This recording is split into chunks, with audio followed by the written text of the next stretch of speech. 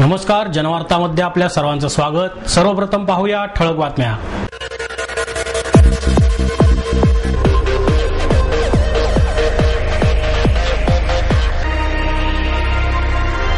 विठुरायाच्या गजरात पुण्यनगरीतून तुकोबा ज्ञानोबाच्या पालखीचे पंढरपूरकडे प्रस्थान। नगरपालिकेच्या वॉर्ड क्रमांक 33 मधील पोटनिवडणुकीत राष्ट्रवादीचे युसुफ पठाण विजयी। संस्कृतीला जिवंत ठेवण्याचे काम मीडियाने केले पाहिजे, सुप्रसिद्ध गझल गायक जगजीत सिंग यांचं प्रतिपादन। शिवसेनेच्या वतीने बेटी बचाव अभियानाद्वारे पथनाट्याचे सादरीकरण आणि Republican party of India Pune शहराच्या वतीने इंधन दरवाढीच्या विरोधात धरणे आंदोलन। विठुरायाच्या गजरात पुण्यनगरीहून तुकोबा आणि ज्ञानोबांच्या पालख्यांचे पंढरपूरकडे प्रस्थान झाले। पंढरीच्या विठुरायाचे दर्शन घेण्यासाठी वैष्णवांचा मेळा घेऊन निघालेल्या संतश्रेष्ठ ज्ञानेश्वर महाराज आणि जगद्गुरू संत तुकाराम महाराज यांच्या पालख्या पुण्यनगरीत विसावल्यानंतर शहराच्या विविध भागातील पुणेकरांची पालखींच्या दर्शनासाठी रविवारी दिवसभर रीक लागली होती। संत ज्ञानेश्वरांची पालखी सोमवार दिनांक 27 रोजी सकाळी 5:30 वाजता पुण्यनगरीतून निघून हडपसर, सासवड, दिवेघाट, जेजुरी मार्गे पंढरपूरकडे मार्गस्थ झाली, तर संत तुकाराम महाराजांची पालखी सकाळी 6 वाजता हडपसर, मांजरीफा, लोणी काळभोर, सोलापूर मार्गे पंढरपूरकडे रवाना झाली। त्यापूर्वी भवानी पेठेतील पालखी विठोबा मंदिरात संत ज्ञानेश्वर महाराजांची पालखी, तर नाना पेठेतील निवडुंग्या विठोबा मंदिरात तुकाराम महाराजांची पालखी विसावली होती। त्यामुळे या परिसरात संत ज्ञानोबा आणि संत तुकोबा रायांच्या पादुकांचे दर्शन घेण्यासाठी भाविकांची गर्दी झाली होती। तसेच मेळ्यातील वैष्णवांची सेवा करण्यासाठी विविध संस्था, संघटना दिवसभर कार्यरत होत्या। पालखी विसावलेल्या परिसरात माऊलींच्या आणि तुकोबांच्या पादुका दर्शनासाठी सुमारे 2-3 किलोमीटर रांगा लागल्या होत्या। विठू नामाचा गजर आणि त्याला टाळ मृदुंगाची साथ यामुळे पालखी ठिकाणचा परिसर भक्तिरसात न्हाऊन गेला होता। दर्शनासाठी येणारे भाविक कपाळी टिळा लावूनच दर्शनासाठी हळूहळू पुढे सरकताना दिसत होते। यामध्ये बालवारकऱ्यांसह आबालवृद्धांचा मोठ्या प्रमाणात सहभाग होता। दर्शनानंतर प्रत्येकाच्या चेहऱ्यावर जणू विठुरायाला भेटल्याचेच भाव जाणवत होते। महापालिकेच्या वॉर्ड क्रमांक 33 मधील पोटनिवडणुकीत राष्ट्रवादीचे युसुफ पठाण विजयी झाले। युसुफ पठाण यांनी काँग्रेस पक्षाचे नितीन जगताप यांचा 142 मतांनी पराभव केला। मतदान आणि निकाल एकाच दिवशी अशी प्रक्रिया महापालिकेच्या इतिहासात प्रथमच घडली। राष्ट्रवादीचे विजयी उमेदवार पठाण यांना 1561 तर काँग्रेसचे जगताप यांना 1419 मते मिळाली। अपक्ष दत्तू धोत्रे यांना 1288, भारतीय जनता पक्षाचे ज्ञानेश्वर शिंदे यांना 975 तर शिवसेनेचे तम्मा उर्फ राजू विटकर यांना 350 मते मिळाली। निवडणुकीत पोस्टाद्वारे कोणतेही मतदान झाले नाही। निवडणुकीच्या मतमोजणीला रात्री 9:15 वाजता प्रारंभ झाला आणि रात्री 11:30 वाजता निकाल जाहीर करण्यात आला। उपायुक्त ज्ञानेश्वर मोळक यांनी निवडणूक निर्णय अधिकारी म्हणून काम पाहिले। यावेळी उपायुक्त डॉक्टर प्रवीण अष्टीकर, क्षेत्रीय अधिकारी विजय लांडगे, जनसंपर्क अधिकारी संजय मोरे हे उपस्थित होते। पोटनिवडणुकीसाठीच्या मतदानाला 4 मतदान केंद्रांमधील 13 वर्ग खोल्यांमध्ये सकाळी 7:30 वाजता सुरुवात झाली। एकूण 12,557 मतदारांपैकी 5,593 जणांनी मतदान केले। मतदानाच्या 13 यंत्रांपैकी 12 यंत्रांमधील मोजणीत राष्ट्रवादीचे युसुफ पठाण यांनी 50 ते 100 मतांची आघाडी घेतली होती। फक्त एकाच फेरीत अपक्ष दत्तू धोत्रे यांना अल्पशी आघाडी मिळाली होती। मतमोजणी सुरू असताना केंद्र क्रमांक 7 मधील यंत्राला मागील बाजूस सील नसल्याचा मुद्दा उपस्थित करत शिवसेनेसह अन्य तिन्ही उमेदवारांनी आणि त्यांच्या कार्यकर्त्यांनी जोरदार आक्षेप घेत मोजणीची प्रक्रिया थांबवली होती। रात्री 9 ते 11:15 पर्यंत हा वाद सुरू होता। अखेर प्रतिनिधींनी घेतलेला आक्षेप फेटाळण्यात आला आणि मतमोजणी मार्गी लागली। महापालिकेच्या 2007 मधील निवडणुकीत नितीन जगताप या वॉर्डमधून निवडून आले होते, मात्र 2 महिन्यांपूर्वी त्यांनी राजीनामा दिल्यामुळे रिक्त झालेल्या जागेसाठी पोटनिवडणूक घेण्यात आली। काँग्रेसने पुन्हा जगताप यांना उमेदवारी दिली होती, तर ही जागा निलेश निकम यांच्या नेतृत्वाखाली राष्ट्रवादी काँग्रेसचे अनेक नगरसेवक आणि कार्यकर्त्यांनी जिंकून आणायचीच यासाठी चंग बांधला होता। प्रथमपासूनच त्यांनी पठाण यांच्या यशासाठी नियोजनबद्ध प्रयत्न केले, त्यामुळे पठाण या चुरशीच्या लढतीत विजयी झाले। संस्कृतीला जिवंत ठेवण्याचे काम मीडियाने केले पाहिजे, असे प्रतिपादन सुप्रसिद्ध गझल गायक जगजीत सिंग यांनी केले। गझल आणि पारंपरिक पद्धती यांचे भविष्य नष्ट होण्याच्या मार्गावर दिसत असून संत कबीर, मीराबाई यांना लोक विसरत चालले आहेत असे मत सुप्रसिद्ध गझल गायक जगजीत सिंग यांनी पत्रकार भवन मधील वार्तालापामध्ये व्यक्त केले. गझल विषयी बोलताना ते म्हणाले, गझल ही उर्दू कवितेची फर्म आहे. करिअर म्हणून देखील गझल निवडू शकतो, परंतु त्यासाठी क्लासिकल संगीताचे शिक्षण घेणे आवश्यक आहे.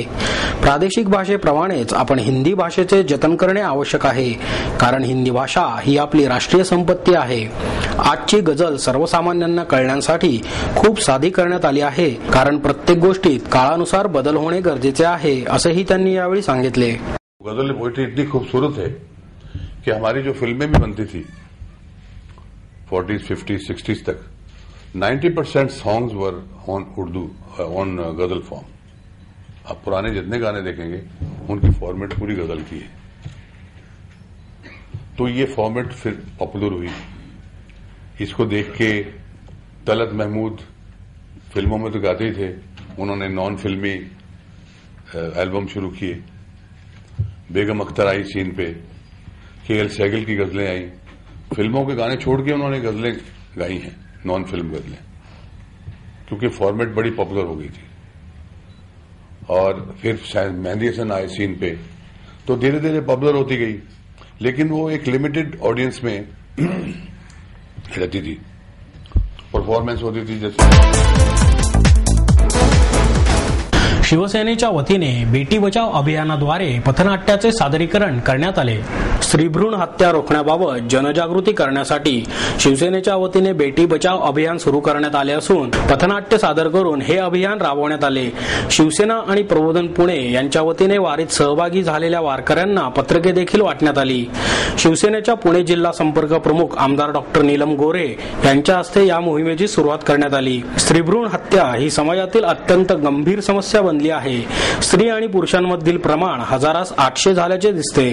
महिलांची सातत्याने घटणारी संख्या लक्षात घेऊन त्यावर उपाययोजनेसाठी बेटी बचाव आंदोलन सुरू करण्यात आल्याचे आमदार डॉक्टर नीलम गोरे यांनी सांगितले. यावेळी प्रबोधनचे अध्यक्ष, शिवसेनेचे कसबा विभाग प्रमुख मिलिंद काची, महिला कार्यकर्त्या अश्विनी शिंदे, सीमा काची आदी उपस्थित होते. यावेळी काची म्हणाले, स्त्रियांना सन्मान देणे हिंदुस्थानची प्राचीन परंपरा आहे. स्त्री ही समाजाची शक्ती असून मुलींना शिक्षण, आरोग्य सुविधा उपलब्ध करून देणे आवश्यक असल्याचे त्यांनी सांगितले. वारकऱ्यांचे प्रबोधन करण्यासाठी बेटी बचाव या विषयावर पथनाट्य सादर करण्यात आले. किराणा घराण्याच्या गायिका मीना फातर्फेकर यांना बालगंधर्व पुरस्कार प्रदान करण्यात आला. महान कलाकार काळाच्या पडद्याआड गेला तरी त्याची कला अजरामर राहते. बालगंधर्व त्या कलाकारांपैकी एक आहेत. त्यांना आदरांजली वाहण्यासाठी बालगंधर्व चित्रपटाची निर्मिती केली असल्याचे मत चित्रपटाचे निर्माते दिग्दर्शक नितीन देसाई यांनी व्यक्त केले. आतापर्यंतच्या गानसेवेच्या केलेल्या कार्याबद्दल मानाचा बालगंधर्व पुरस्कार मिळाल्याचा आपल्याला आनंद झाला असून या पुरस्काराचे श्रेय आपले गुरु हिराबाई बडोदेकर आणि सरस्वती राणे यांनाच जाते, अशा शब्दात किराणा घराण्याच्या ज्येष्ठ गायिका श्रीमती मीना फातर्फेकर यांनी भावना व्यक्त केली आहे. महापालिकेच्या वतीने फातर्फेकर यांना बालगंधर्व पुरस्कार प्रदान करण्यात आला. 51,000 रुपये रोख आणि स्मृतिचिन्ह असे पुरस्काराचे स्वरूप होते. तसेच रवी पाटील, सत्यजित दांडेकर, अरुण भालेकर, अरुणा भट, आरोह वेलणकर या पडद्यामागील कलाकारांनाही गौरवण्यात आले. 11,000 रुपये रोख आणि स्मृतिचिन्ह असे या पुरस्कारांचे स्वरूप होते. यावेळी अखिल भारतीय नाट्य परिषदेचे अध्यक्ष हेमंत टकले, महापौर मोहनसिंग राजपाल, उर्वरित वैधानिक विकास मंडळाचे अध्यक्ष उल्हास पवार, भाजपच्या महापालिकेतील पक्षनेत्या मुक्ता टिळक, उज्ज्वल केसकर आदी मान्यवर उपस्थित होते. देसाई म्हणाले, राज्यातील 51 चित्रपटगृहांमध्ये सलग हा चित्रपट सुरू आहे. यातून रसिकांचे कलेवर प्रेम असल्याचे दिसून येत आहे. हेमंत टकले म्हणाले, काही वर्षांपूर्वी बालगंधर्व युग होते असे म्हटले जायचे. बालगंधर्व चित्रपटाला मिळालेले यश बघून किती लोकांच्या हृदयांमध्ये त्यांनी घर केले आहे हे दिसून येते. मराठी संस्कृतीशी रंगभूमीचे नाते जोडले गेले आहे. पुढे उल्हास पवार म्हणाले, नवीन पिढीला बालगंधर्व कोण होते हे चित्रपटाद्वारे दाखवण्याचा प्रयत्न झाला आहे. संगीत नाटके लिहिणे, सादर करणे किती अवघड असते हे आता त्यांना कळले असेल. फातर्फेकर म्हणाल्या, महाराष्ट्राबाहेर संगीताचे कार्यक्रम सादर करताना शास्त्रीय संगीताविषयी रसिकांची असलेली ओढ दिसून आली. कार्यक्रमास उपस्थित असलेल्यांच्या आग्रहाखातर त्यांनी संगीत एकच पाल्या नाटकातील पद सादर केले. बालगंधर्व रंगमंदिरातील व्हीआयपी कक्षाचे उद्घाटन यावेळी उपस्थितांच्या हस्ते करण्यात आले. प्रास्ताविक महापौर मोहनसिंग राजपाल यांनी केले. आभार मुक्ता टिळक यांनी मानले तर सुधीर गाडगीळ यांनी सूत्रसंचालन केले.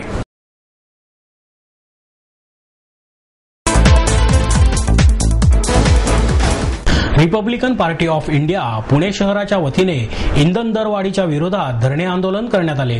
Republican party of India Pune शहराच्या वतीने इंधन दरवाढीच्या विरोधात आरपीआयचे नेते रामदास आठवले यांच्या नेतृत्वाखाली धरणे आंदोलन करण्यात आले.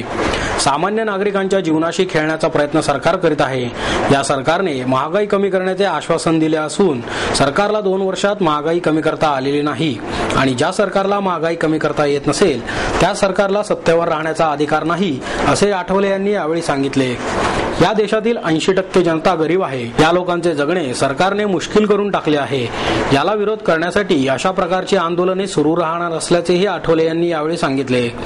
या आंदोलनामध्ये भाजपचे नगरसेवक बाबा मिसाळ, रिपाईचे परशुराम वाडेकर, तानाजी तापकरे, नवनाथ कांबळे, मामा भोसले, गणेश गाडे, मच्छिंद्र गायकवाड तसेच आरपीआय महिला आघाडीच्या नेत्या उपस्थित होत्या. या आंदोलनामुळे दांडेकर पूल चौकात वाहतुकीची कोंडी झाली होती. एक तर आता पेट्रोलचे, डिझेलचे, गॅसचे आणि केरोसिनचे भाव केंद्र सरकारने वाढवून या देशामधल्या जवळजवळ 80% लोकांना महागाईचा शिकार केलेला आहे. त्यामुळे रिपब्लिकन पार्टी ऑफ इंडियाचं मत असं आहे की हे जे मनमोहन सिंग यांच्या नेतृत्वाखालचं युपीएचं सरकार आहे हे सरकार महागाई वाढवणारं सरकार आहे.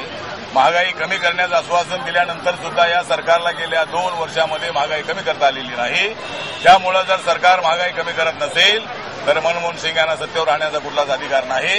त्यामुळे आता आम्ही रिपब्लिकन पार्टी ऑफ इंडियाच्या वतीनं आमची मागणी अशी आहे की म्हणजे महागाई कमी करा नाहीतर खुर्च्या खाली करा या दृष्टिकोनातून आम्हाला या ठिकाणी प्रयत्न करायचा आहे. आणि सगळ्या देशामध्ये महाराष्ट्रामध्ये महागाईच्या विरोधामध्ये आगडून उसळतो आहे आणि सर्वसामान्य माणसाच्या मिडल क्लासच्या जीवनाशी जर खेळण्याचा प्रयत्न हे सरकार महागाई वाढवून करत असेल तर रिपब्लिकन पक्ष त्याचा तीव्र विरोध केल्याशिवाय राहणार नाही आणि रिपब्लिकन जनता रस्त्यावर उतरल्याशिवाय राहणार नाही अशा पद्धतीचा इशारा आम्ही सरकारला देत आहे. आणि सगळ्या महाराष्ट्रामध्ये आणि देशभर सुद्धा रिपब्लिकन पार्टी ऑफ इंडियाच्या वतीनं या संपूर्ण आठवड्याभरामध्ये या महागाईच्या विरोधामध्ये आंदोलन होणार आहे आणि ते आंदोलन तीव्र स्वरूपाचं असेल अशा पद्धतीचा विश्वास मी या प्रसंगी व्यक्त करतो. आणि महागाई कमी झालीच पाहिजे, होत कशी नाही, महागाई कमी झालीच पाहिजे अशा पद्धतीची आमची मागणी आहे. डीएसके फाउंडेशनच्या वतीने देण्यात येणारा डीएसके सेल्फ मेड मॅन पुरस्कार यंदा दास ऑफशोर इंजिनिअरिंगचे संचालक अशोक खाडे यांना जाहीर करण्यात आला. शून्यातून विश्व निर्माण केलेल्या व्यक्तीचा गौरव करण्यासाठी डीएस कुलकर्णी फाउंडेशनच्या वतीने दरवर्षी डीएसके सेल्फ मेड मॅन हा पुरस्कार देण्यात येतो. हा पुरस्कार ज्येष्ठ शास्त्रज्ञ डॉक्टर रघुनाथ माशेलकर यांच्या हस्ते 28 जून रोजी बालगंधर्व रंगमंदिर येथे सायंकाळी 6 वाजता प्रदान करण्यात येणार आहे अशी माहिती डीएस कुलकर्णी फाउंडेशनच्या अध्यक्षा हेमंती कुलकर्णी यांनी पत्रकार परिषदेत दिली. या पुरस्काराचे स्वरूप 1 लाख रुपये रोख, मानचिन्ह, शाल आणि श्रीफळ असे आहे. पुढे कुलकर्णी म्हणाल्या, आजच्या तरुण पिढीसमोर आदर्श नाहीत असे म्हणणाऱ्या समाजात आदर्श निर्माण करण्यासाठीच हा पुरस्कार देण्यात येत आहे. आज डीएसके सारखे अनेक उद्योजक समाजात काम करत आहेत. त्यांना समाजासमोर आणण्याचे काम या पुरस्काराद्वारे करण्यात येते. संगीत संशय कल्लोळ या संगीत नाट्याचा आनंद पुणेकरांनी भरभरून लुटला. अखिल भारतीय मराठी नाट्य परिषद आणि सुशील स्नेह परिवाराच्या वतीने आयोजित या संगीत नाट्य महोत्सवात संगीत नाटकाच्या सुवर्णकाळाची अनुभूती देणाऱ्या संगीत नाटकांचे सादरीकरण करण्यात आले.